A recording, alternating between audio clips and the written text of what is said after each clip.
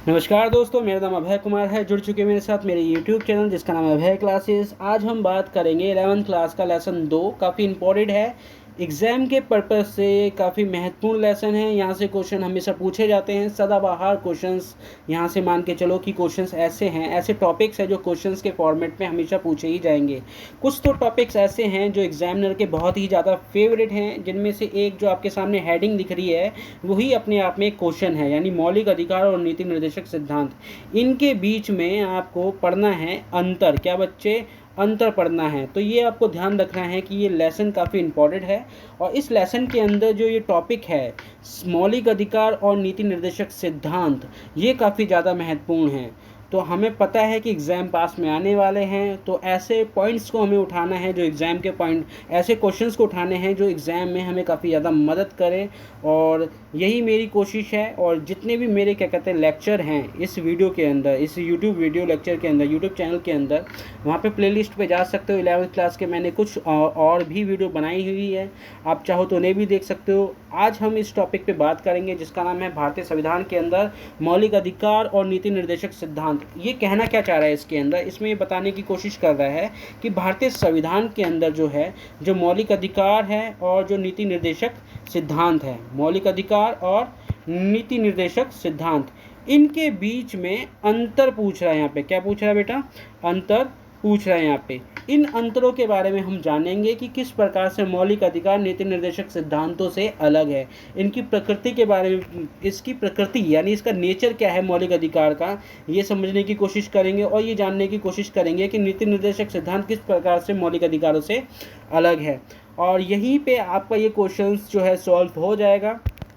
तो शुरू करते हैं बिना देरी किए। तो सामने ही आपके मैंने बना रखा है एक स्लाइड जिस पे आपको दिख रहा होगा मौलिक अधिकार बनाम राज्य के नीति निर्देशक सिद्धांत, यानी इनके बीच में क्या अंतर है ये समझना है। पहला तो ये आपको देखना है कि मौलिक अधिकार की प्रकृति कैसी है। क्या बच्चे? मौलिक अधिकार की प्रकृति कैसी है और नीति निर्देशक सिद्धांतों की यानी डीपीएसपी की प्रकृति जो है, उसका जो नेचर है वो कैसा है, आपको ये समझना है। मौलिक अधिकार आपको मैंने पिछले वीडियो में समझाया था कि मौलिक अधिकार होते क्या हैं। मैं फिर से समझा देता हूँ कि मौलिक अधिकार वो अधिकार है जिनके बिना व्यक्ति के व्यक्तित्व का एक विकास नहीं हो सकता। यानी ये जीवन के, यानी ये मनुष्य के विकास के लिए, मनुष्य के जीवन के लिए काफ़ी महत्वपूर्ण है। और ये जो अधिकार हैं ये सरकार के खिलाफ दिए जाते हैं। मौलिक अधिकार किसके खिलाफ दिए जाते हैं? सरकार के खिलाफ दिए जाते हैं। तो यहाँ पे बड़ा इम्पॉर्टेंट चीज़ है कि सरकार के खिलाफ क्यों दिए जाते हैं।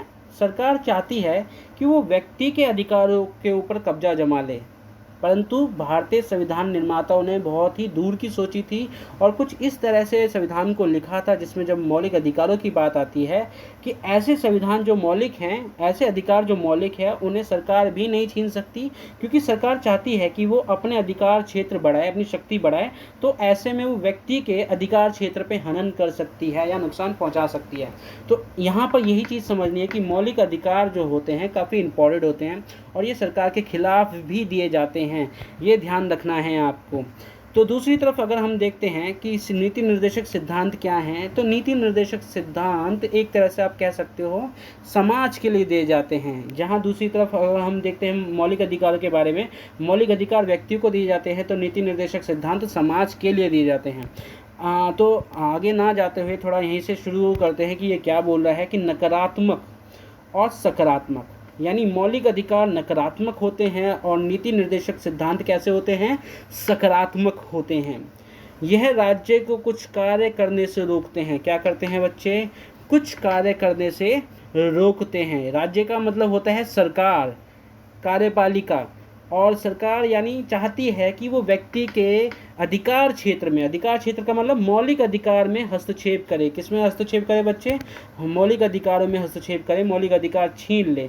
ऐसे में मौलिक अधिकार जो है इतने तगड़े, मतलब इतने ताकतवर दिए गए हैं, एक तरह से आप कह सकते हो मौलिक अधिकार इतने बेहतर तरीके से व्यक्तियों को दिए गए हैं कि उनकी आज़ादी को खुद सरकार भी नहीं छीन सकती। नहीं आई बात समझ में आपको? मैं फिर से समझा देता हूँ।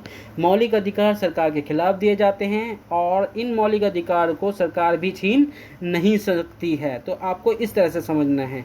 तो इस तरह से यहाँ पे आ जाता है नकारात्मक प्रकृति। किसकी नकारात्मक प्रकृति है? मौलिक अधिकार की। दूसरी तरफ अगर हम देखते हैं नीति निर्देशक सिद्धांतों की, तो यहाँ पर सकारात्मक प्रकृति दिखती है।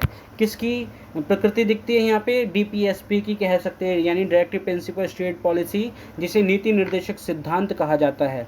अच्छा, जब मैं बात करता हूँ निर्देशक सिद्धांत यानी राज्य के नीति निर्देशक सिद्धांत, तो आपको ये समझना है कि राज्य जो है एक निर्देश देगा, एक डायरेक्शन देगा, ठीक है, और उस डायरेक्शन को अच्छा, अगर आपसे मैं कहूँ दो रास्ते हैं आपको अपने घर पहुंचना है, एक तो आपको रास्ता पता ही है आपके घर तक जाने वाला, दूसरा रास्ता भी मैं आपको बता दूं घर जाने वाला। तो आपके ऊपर डिपेंड करता है कि आप दो रास्तों में से कौन सा रास्ता चुनोगे। समझ में आ रहा है मेरी बात? मैं क्या समझा रहा हूँ? कुछ इसी प्रकार से आपको ये समझना है। सरकार भी आपको बताती है कि यानी नीति निर्देशक सिद्धांतों के माध्यम से बताती है कि सरकार को क्या करना है और क्या करना नहीं है, यानी क्या करना चाहिए और क्या करना नहीं चाहिए।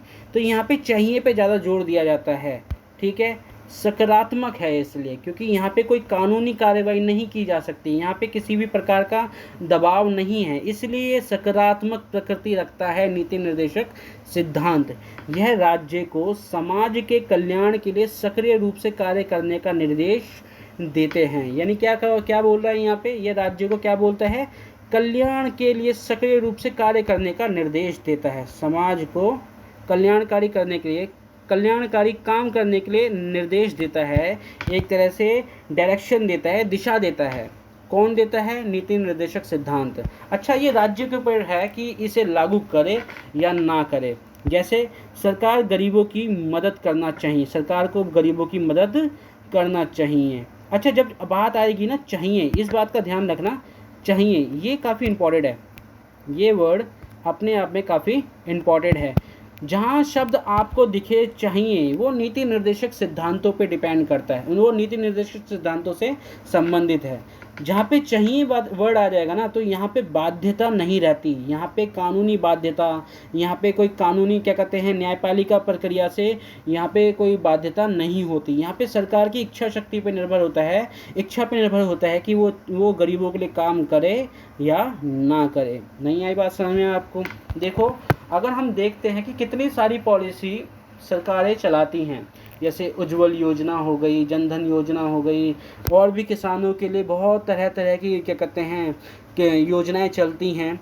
परंतु यहाँ पे सरकार अगर इन योजनाओं को बंद भी कर देगी ना, तो सरकार के खिलाफ कोई भी चैलेंज कोर्ट में नहीं कर सकता है, क्योंकि सरकार का जो प्लान बनाना है, जो गरीबों की मदद करना है, वो सब एक तरह से नीति निर्देशक सिद्धांतों की ही बातों में शामिल होती हैं।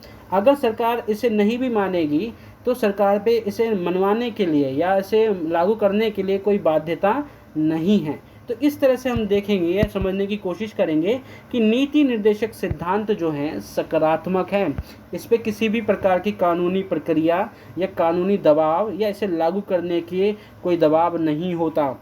आ रही है बात समझ में आपको? जबकि अगर हम मौलिक अधिकार की बात करते हैं, तो यहाँ पे तो सरकार पे बिल्कुल दबाव होता है। सरकार तो जनता के जो व्यक्ति के अधिकार यानी आज़ादी तक नहीं छीन सकती है।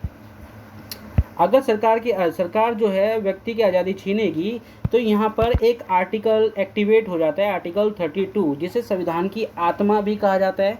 मैंने इसे पिछले जो लेक्चर था उसके अंदर काफ़ी अच्छे से समझाया भी है। आर्टिकल 32 क्या है, इसे मैं आने वाले और जो लेक्चर है इसमें और समझाने वाला हूँ। तो आर्टिकल 32 एक तरह से आप कह सकते हो कि बुलेट प्रूफ है। बुलेट प्रूफ एक तरह से नागरिकों के अधिकारों की सुरक्षा की गारंटी देती है।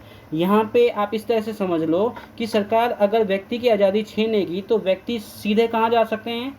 वो जा सकते हैं सुप्रीम कोर्ट। तो सुप्रीम कोर्ट में यहाँ पे आपकी सुनवाई होगी, और जिस हद तक सरकार आपकी आज़ादी छीनेगी, उस हद तक सरकार को रोका जाएगा कानूनी प्रक्रिया के तहत। तो यहाँ पे आर्टिकल 32 जो है संविधान के अंदर जो मौलिक अधिकार हैं उसकी सुरक्षा की गारंटी देती है। एक तरह से बुलेट प्रूफ है, एक तरह से सुरक्षा कवच की तरह काम करती है। तो यहाँ पे ये सारी चीज़ें हैं जिसे हमें समझना है। तो मौलिक अधिकार का नकारात्मक और नीति निर्देशक सिद्धांत सकारात्मक है, क्यों है ये मैं अभी समझा चुका हूँ। अब हमें आगे बढ़ना है और टॉपिक्स को समझना है। जैसे यहाँ पे क्या बोल रहा है कि यह अंतर संविधान की दोहरी भूमिका को दर्शाता है। किसको दर्शाता है?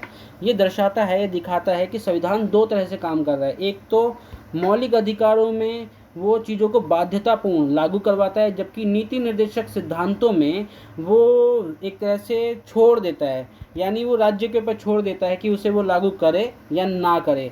तो यहाँ पे दोहरी भूमिका दिखती है संविधान के अंदर। एक तरफ व्यक्ति की स्वतंत्रता की रक्षा करना और दूसरी तरफ कल्याणकारी राज्य की स्थापना करना। अब मैंने यहाँ पे ये समझाया था कि अगर नीति निर्देशक सिद्धांतों के अंदर कल्याणकारी की बात आ रही है, अच्छा जब भी कल्याणकारी की बात आती है या जब भी हम नीति निर्देशक सिद्धांतों की बात आती है तो वहाँ पे आपको ये जरूर दिखेगा कि कल्याण करना, भला करना, समानता लाना। तो यहाँ पर व्यक्ति समाज क्या कहते हैं सरकार के ऊपर डिपेंड करता है कि वो इस चीज़ को कितने ही क्या कहते हैं इच्छा शक्ति से लागू करती है राज्य के अंदर। अब आगे बढ़ते हैं और समझने की कोशिश करते हैं कि ये क्या बोल रहा है, कि कैसे मिलता है, किसे मिलता है और क्या है सीमाएं किसकी, मौलिक अधिकार और नीति निर्देशक सिद्धांतों की। ये फिर से देखो ये क्या बोल रहा है यहाँ पे कि किसे मिलता है और क्या है सीमाएं, किसकी सीमाएं की बात चल रही है, मौलिक अधिकार और नीति निर्देशक सिद्धांतों की। किसे मिलता है? देखो मौलिक अधिकार जो है सीधे सीधे नागरिकों व्यक्तियों को दिए गए हैं। किसको दिए गए हैं? नागरिकों को और व्यक्तियों को सीधे सीधे दिए गए हैं। जबकि मैंने बताया था नीति निर्देशक सिद्धांतों में ये व्यक्ति को ना देकर नीति निर्देशक सिद्धांतों में ये समाज को दिए जाते हैं। ठीक, तो मौलिक अधिकार नागरिकों को या व्यक्तियों को दिए जाते हैं। उदाहरण के लिए किसी भी नागरिक को भाषण की स्वतंत्रता का अधिकार है। किसी भी यानी हर किसी को बोलने की आज़ादी है, भाषण देने की आज़ादी है, अभिव्यक्ति की आज़ादी है। ठीक है, यहाँ पे व्यक्ति की बात चल रही है। जब हम नीति निर्देशक सिद्धांतों की बात करते हैं तो उस कंडीशन में यहाँ पे समाज की बात चलेगी। ठीक है, समाज पे चीज़ें लागू की, समाज के लिए बात की जाएगी।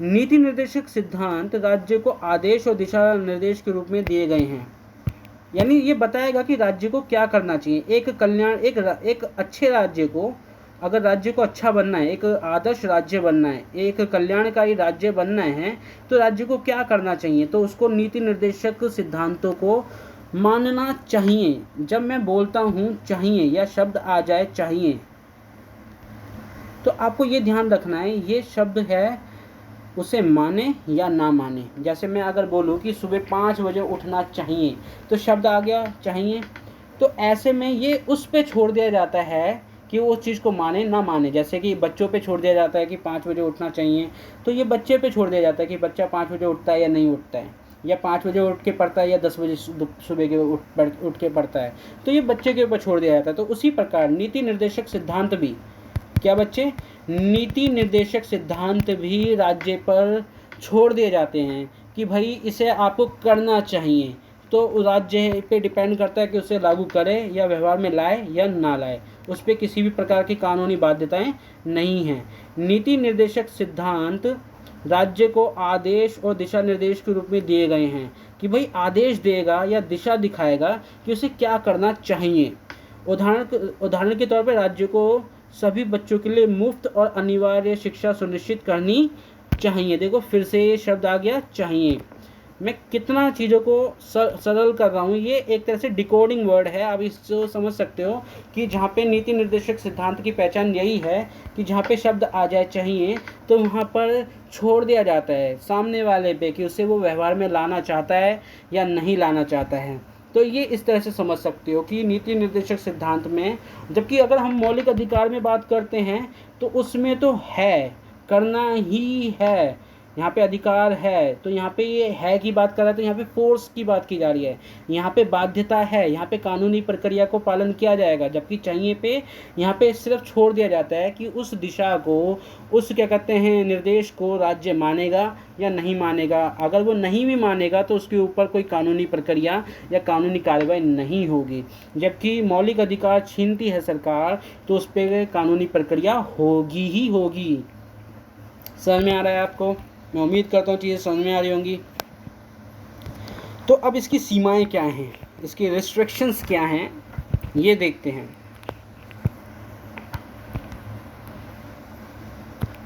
मौलिक अधिकार, इन पर उचित प्रतिबंध लगाए जा सकते हैं, जैसे कि सार्वजनिक व्यवस्था या राष्ट्रीय सुरक्षा के हितों में। सार्वजनिक व्यवस्था का मतलब कि भाई समाज की सुरक्षा करने का दायित्व किसका है, ये सरकार का है।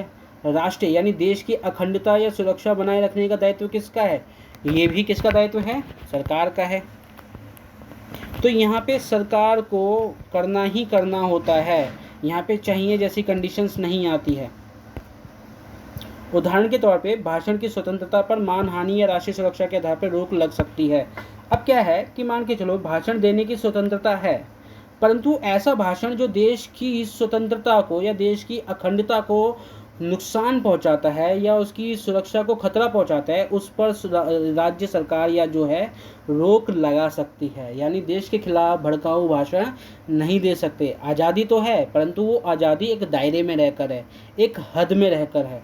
जैसे मान के चलो कोई मिस्टर एक्स है, वो भाषण दे रहा है, तो वो अपने दायरे में रह के क्या कहते हैं भाषण देगा। उसका एक दायरा है, वो संविधान की, देश की सुरक्षा की, देश की विदेश नीति की, देश की क्या कहते हैं अखंडता का सम्मान करेगा। वो भड़काऊ भाषण नहीं देगा, वो धर्म, जाति, भाषा के ऊपर उल्टे सीधे बयान नहीं जारी करेगा।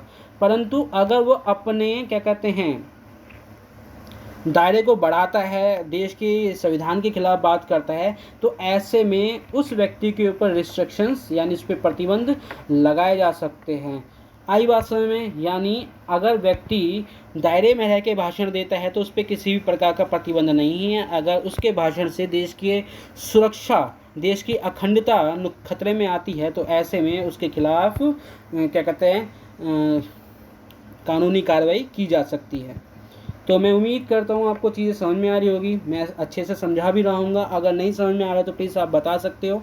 कमेंट बॉक्स इसीलिए खुला हुआ है, अगर आपको नेक्स्ट टॉपिक किसी भी पॉइंट्स पे चाहिए, किसी भी टॉपिक्स पे वीडियो लेक्चर चाहिए, तो आप मुझे बता सकते हो। मैं शॉर्ट्स भी बनाऊँगा उसके ऊपर या फिर लॉन्ग वीडियो भी बना सकता हूँ। तो नेक्स्ट ये है कि नीति निर्देशक सिद्धांत पर कोई सीधा प्रतिबंध नहीं है, जबकि मौलिक अधिकारों पर प्रतिबंध है, कानूनी कार्रवाई है। केवल मार्गदर्शक की तरह कार्य करता है, रास्ता दिखाने की बात करता है। कौन? DPSP यानी डायरेक्टिव प्रिंसिपल स्टेट पॉलिसी, यानी राज्य के नीति निर्देशक सिद्धांत। इन पे किसी भी प्रकार का प्रतिबंध नहीं है। राज्य इन्हें अपनी क्षमता और संसाधनों के अनुसार लागू कर सकता है, यानी अपनी क्षमता बढ़ाने के लिए या संसाधनों के अनुसार इसका इस्तेमाल कर सकता है। जैसे शराबबंदी, जो एक निर्देशक सिद्धांत है कि भाई शराब से क्या होता है, शरीर को नुकसान होता है, समाज में कल्याण कम, ये एक तरह से बुराई के तौर पे ज़्यादा दिखाई देता है। तो एक तरह से निर्देश क्या होते हैं, इस कल्याण की बात क्या होगी, भाई पहले शराबबंदी को रोका जाए। तो शराबबंदी को रोकना एक तरह से नीति निर्देशक सिद्धांतों में शामिल है।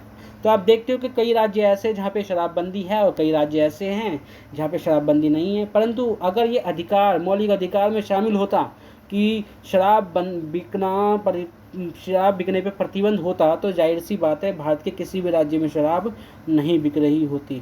तो यहाँ पे इस तरह से चीज़ों को समझना है, और अदालत इस पर रोक लगा नहीं सकती, शराबबंदी पर रोक नहीं लगा सकती, केवल वो पॉलिसी ला सकती है। तो मैंने कुल मिलाकर चीज़ों को समझाने की अच्छे से कोशिश की है।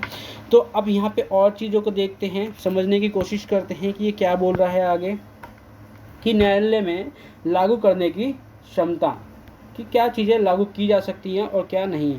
इन्फोर्सिबिलिटी क्या है, मौलिक अधिकार न्यायोचित हैं। क्या बच्चे? मौलिक अधिकार न्यायोचित हैं। ये क्या बोल रहा है यहाँ पे, देखो फिर से, न्यायोचित का मतलब कि यहाँ पे मौलिक अधिकार अगर छीने जाएंगे तो आप इसके खिलाफ कहाँ जा सकते हो, कोर्ट जा सकते हो, सुप्रीम कोर्ट जा सकते हो। और मैंने अभी आपको थोड़ी देर पहले बताया था वीडियो के अंदर कि आर्टिकल 32 जो है एक तरह से बुलेट प्रूफ है, एक तरह से सुरक्षा कवच है। ये सुरक्षा कवच तब काम करता है जब व्यक्ति के मौलिक अधिकार छीने जाते हैं या उनका हनन होता है। ऐसे में सुप्रीम कोर्ट जो है व्यक्ति जा सकता है, सीधे सुप्रीम कोर्ट जा सकता है, डिस्ट्रिक्ट कोर्ट नहीं, हाई कोर्ट नहीं, सीधा सुप्रीम कोर्ट जा सकता है। इतनी ताकत दी जाती है एक व्यक्ति को मौलिक अधिकार जब उससे छीने जाते हैं, चाहे सरकार ही क्यों ना हो। ये सरकार के खिलाफ दिए जाते हैं इसलिए मौलिक अधिकार। समझ में आ रहा है आपको? ठीक है, तो इसलिए ये न्यायोचित हैं, इसलिए ये एक तरह से यहाँ पे आपको समझ में आएगा कि यहाँ पे न्याय मिलता है अगर आपके अधिकार छीने जाते हैं। तो अगर आपके मौलिक अधिकारों का हनन होता है तो आप उन्हें लागू करवाने के लिए सीधे सुप्रीम कोर्ट या हाई कोर्ट जा सकते हैं। देखो, सुप्रीम कोर्ट, सर्वोच्च न्यायालय के लिए आप कहाँ जा सकते हो? सुप्रीम कोर्ट के लिए है आर्टिकल 32, जबकि हाई कोर्ट के लिए है आर्टिकल 226 आर्टिकल। ये आर्टिकल की बात चल रही है यहाँ पे, ठीक है। किसकी बात चल रही है बच्चे? आर्टिकल की बात चल रही है। हाई कोर्ट के मामले में, राज्य के मामले में अगर आप देखो तो आर्टिकल 226 है, जबकि अगर हम देखते हैं कि सुप्रीम कोर्ट के मसले में आर्टिकल 32 है। और संविधान के आत्मा कहा जाता है अनुच्छेद 32। और ये संविधान की आत्मा किसने कहा था कि ये संविधान की आत्मा है? डॉक्टर BR अम्बेडकर साहब ने कहा था कि भाई संविधान जो है अगर उसकी जो आत्मा देखी जाए तो आर्टिकल 32 ही है जो व्यक्ति के मौलिक अधिकार को बनाए रखता है। ठीक है। यदि आपकी धार्मिक स्वतंत्रता छीनी जाती है तो आप कहाँ जा सकते हो? सीधा कानूनी सहारा ले सकते हो। कानून आपको क्या करेगी? आपका मदद करेगी, आपको न्याय देगी। ठीक है। अगर हम दूसरी तरफ नीति निर्देशक सिद्धांतों की बात करें तो आपके सामने स्लाइड है और ये इसमें क्या बताने की कोशिश कर रहा है कि इन्हें सीधे अदालत में लागू नहीं किया जा सकता। ये केवल राज्य के लिए नैतिक और संवैधानिक दिशा निर्देश हैं। इसे कहाँ पे लागू नहीं किया जा सकता बेटा? देखो, फिर से घुमा फिरा के एक ही बात बोल रहा है कि ये इन्फोर्सेबिलिटी नहीं रखता, ये यानी बाध्यतापूर्ण नहीं है। यहाँ पे अदालत में इसको लागू नहीं किया जा सकता। ठीक है। यदि राज्य समान नागरिक संहिता यानी यूनिफॉर्म सिविल कोड लागू नहीं करता है तो कोई भी व्यक्ति इसे लागू करवाने के लिए न्यायालय को मजबूर नहीं कर सकता। एक तो ये पॉइंट हो गया। दूसरा भी आपने पढ़ा था कि शराबबंदी को लेकर किन्हीं राज्यों में शराबबंदी है और किन्हीं राज्यों में शराबबंदी नहीं है। यानी जहाँ पे शराबबंदी नहीं है तो क्या उसके खिलाफ सुप्रीम कोर्ट जाया जा सकता है? तो आपका जवाब होगा नहीं, क्योंकि नीति निर्देशक सिद्धांतों में शराबबंदी को लेकर बताया गया है कि भाई शराबबंदी से शरीर को नुकसान होता है। तो अगर हम बात करते हैं क्या इसे न्यायालय में चुनौती दी जा सकती है इस चीज़ को लेकर, तो आपका जवाब होगा नहीं, क्योंकि यहाँ पे सुप्रीम कोर्ट को चैलेंज नहीं किया जा सकता। तो कुछ राज्य ऐसे भी देखेंगे जो शराब को लागू करते हैं, शराबों की दुकानों को खोलते हैं, जैसे कि दिल्ली के अंदर अरविंद केजरीवाल की सरकार के द्वारा काफ़ी ज़्यादा क्या कहते हैं शराब की दुकानें खोली गई थी। यहाँ पे एक सरकार की ही बात नहीं चल रही है, गोवा के अंदर हो गया, यूपी के अंदर हो गया, बहुत सारे राज्यों के अंदर आप देखोगे कि शराब की दुकानें दिखती हैं। और बिहार के अंदर आप सुनोगे कि वहाँ पे शराबबंदी है, परंतु लोग चोरी चुपके कहीं ना कहीं जुगाड़ कर लेते हैं शराबों के लिए। तो आगे पॉइंट्स पढ़ते हैं, समझते हैं कि मौलिक अंतर ही दोनों की संवैधानिक स्थिति और महत्व को निर्धारित करता है। मौलिक अंतर है भाई, जाहिर सी बात है, दोनों में अंतर है। एक क्या कहते हैं एक पे क्या कहते हैं जोर नहीं दिया जा सकता सुप्रीम कोर्ट में, दूसरे में दिया जा सकता है। तो संक्षेप में अगर देखा जाए कि इसका संक्षेप क्या है, इसका कंक्लूजन अगर छोटे शब्दों में देखा जाए, कम शब्दों में समझा जाए तो क्या होगा, तो यहाँ पे ये समझना है आपको, ये रो समझते हैं पहले कि स्वरूप क्या है इसका। पहला है मौलिक अधिकार नकारात्मक है, राज्य को रोकते हैं, राज्य जो है व्यक्ति के मौलिक अधिकार छीन नहीं सकता। नीति निर्देशक सिद्धांत सकारात्मक है, राज्य को मार्गदर्शन देते हैं। कहने का मतलब क्या है कि नीति निर्देशक सिद्धांत जो है सकारात्मक होते हैं। यहाँ पे राज्य की जो भी गतिविधि है यानी DPSP को लेकर उसे कोर्ट में चैलेंज नहीं किया जा सकता, सरकार को यानी इस पर दबाव नहीं डाला जा सकता। सेकंड रो में आप देखोगे किसे दिया गया है, अगर हम देखते हैं कि किसे दिया गया का मतलब कि मौलिक अधिकार किसको दिया गया है और नीति निर्देशक सिद्धांत किसको दिया गया है। तो मौलिक अधिकार तो नागरिकों को दिया गया है, व्यक्तियों को दिया गया है, जबकि नीति निर्देशक सिद्धांत समूह को, समाज को या राज्य को दिया गया है। और ये इम्पॉसिबल नहीं है, यानी यहाँ पे इस पे बाध्य नहीं किया जा सकता, मजबूर नहीं किया जा सकता लागू करवाने के लिए। इसकी सीमाएं क्या हैं, इसकी सीमाएं क्या हैं? तो अगर हम इसकी देखें सीमाएं क्या हैं, तो इस पे उचित प्रतिबंध लगाया जा सकता है। किस पे? मौलिक अधिकारों पे उचित प्रतिबंध लगाया जा सकता है। ये ध्यान रखना, हम इसकी बात कर रहे हैं, ठीक है। जबकि नीति निर्देशक सिद्धांतों के अंदर कोई प्रतिबंध नहीं दिखेगा आपको। चीज़ें समझ में आ रही हैं आपको? ठीक है। अब आपको ये चीज़ें कुल मिला के समझ में तो आ ही रहा होगा भाई किस चीज़ को लागू किया जा सकता है, किसको नहीं लागू किया जा सकता। तो न्यायालय में किसको लागू करवाने के लिए कानूनी प्रक्रियाएं करवाई जा सकती हैं? मौलिक अधिकारों में करवाई जा सकती है, जबकि डीपीएसपी में नहीं करवाई जा सकती। तो कुल मिला के आपको चीज़ें समझ में आई गई होंगी कि भाई मौलिक अधिकार जो है न्यायोचित होते हैं, इसे लागू किया जा सकता है, जबकि डीपीएसपी जो है, जिसे नीति निर्देशक सिद्धांत कहते हैं, इसे लागू नहीं किया जा सकता। यह तुलना भारतीय संविधान की मूलभूत संरचना को समझने में, या इसका जो ढांचा है, मौलिक जो ढांचा है, उसको समझने में काफ़ी महत्वपूर्ण रोल निभाता है।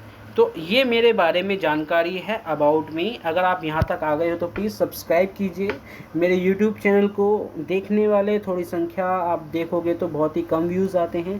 प्लीज़ अपने दोस्तों तक, अगर यहाँ तक कोई आ गया है तो देखते हुए प्लीज़ अपने दोस्तों तक शेयर कीजिए, लाइक कीजिए, कमेंट कीजिए आपको क्या चीज़ समझ में नहीं आई, या कौन सी वीडियो या किस टॉपिक पे नेक्स्ट लेक्चर बनाना चाहिए, तो मैं ज़रूर बनाऊँगा। तो ये मेरे बारे में थोड़ी सी जानकारी, आप इसे पॉज करके पढ़ सकते हैं। एड्रेस मेरा ये है, यहाँ पे मैं पढ़ाता हूँ, ऑफलाइन कोचिंग है, 32/26B भीकम सिंह कॉलोनी, गली नंबर 8, शाहदरा, दिल्ली 1132। जो भी इस रेडियंस पे रहता है, कोई इस इलाके में रहता है, तो शाहदरा में, लक्ष्मी नगर में, कृष्णा नगर में, तो मेरे से कांटेक्ट कर सकता है, ऑफलाइन बैचेस दे सकता है। 7 डे फ्री टाइम क्लासेस मिलती हैं। मेरी क्वालिफिकेशन क्या है? मैंने PhD in political science qualified twice, यानी ये जो एग्ज़ाम होता है पीएचडी का, वो मैंने 2 बारी क्वालिफाइड किया है। क्वालिफाइड असिस्टेंट प्रोफेसर मैंने क्वालिफाइड करा है एग्ज़ाम असिस्टेंट प्रोफेसर का। मैंने एमए पॉलिटिकल साइंस में एमए करी है और ऑनर्स करी है पॉलिटिकल साइंस के अंदर। मेरे पास टीचिंग एक्सपीरियंस है 16 सालों का, ठीक है। सब्जेक्ट्स में जो मैं पढ़ाता हूँ 11th और 12th क्लास के पढ़ाता हूँ, पॉलिटिकल हिस्ट्री, सोशोलॉजी, ज्योग्राफी। और जो यूजी के कोर्सेज़ हैं, जैसे बीए प्रोग्राम हो गया या ऑनर्स हो गया, पॉलिटिकल साइंस हो गई। एंट्रेंस एग्ज़ाम की तैयारी करवाता हूँ, आपके सामने ही है। सीयूटी यूजी और सीयूटी पीजी की भी मैं तैयारी करवाता हूँ। तो उम्मीद है दोस्तों आपको ये लेसन समझ में आया होगा, ये टॉपिक समझ में आया होगा। आगे के लिए आप मेरे YouTube चैनल पे जुड़े रहिए। इसके लिए आपको मेरे YouTube चैनल के जो नोटिफिकेशन बेल है, या जो नोटिफिकेशन जो है, उसको दबाना पड़ेगा। तो आज के लिए इतना ही, धन्यवाद।